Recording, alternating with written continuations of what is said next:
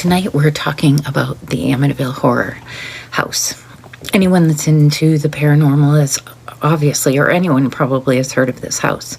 In November 1974, Ronnie DeFeo snapped.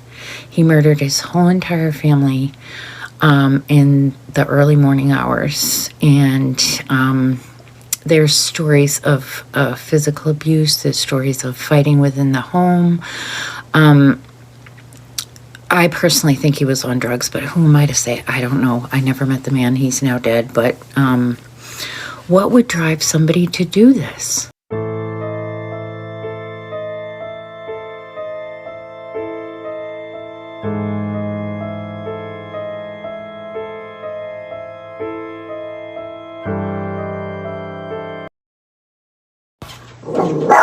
Don't mind my dog.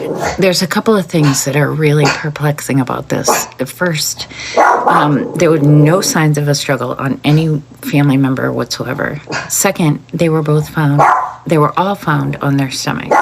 Third, nobody heard gunshots like throughout the neighborhood or anything. There was no silencer found. And there were no, I thought, oh, he drugged him or whatever. There were no drugs found in their system, which is very perplexing.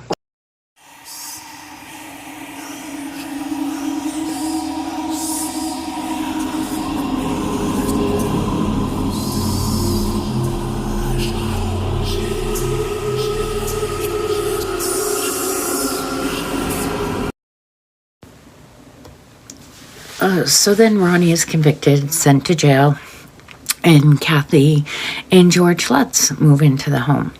And they only lasted 28 days. First of all, why would you move into this house? Like, you know about the murderous past that's happened there.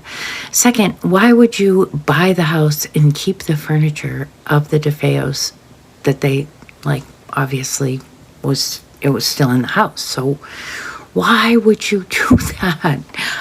I don't get it.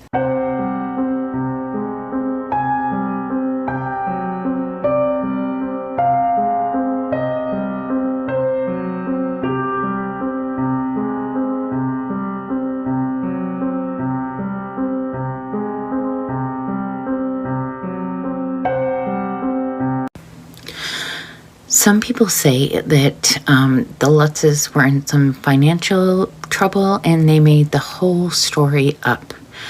I don't know. I have a hard time. I know Hollywood exaggerates everything and tries to spook you right out of your mind or whatever. I found the movies like pretty scary. Even the most recent one, I think Ryan Reynolds was in it. But after the Lutz fled the house, it went into foreclosure in 1977. It was then owned by James and Barbara Cromartie for over a decade. No paranormal activity whatsoever. Then it was owned by the O'Neill family. Then a man named Brian Wilson bought it. And it most recently sold for $605,000. And that was in 2017. So is the home haunted? Did they make it all up?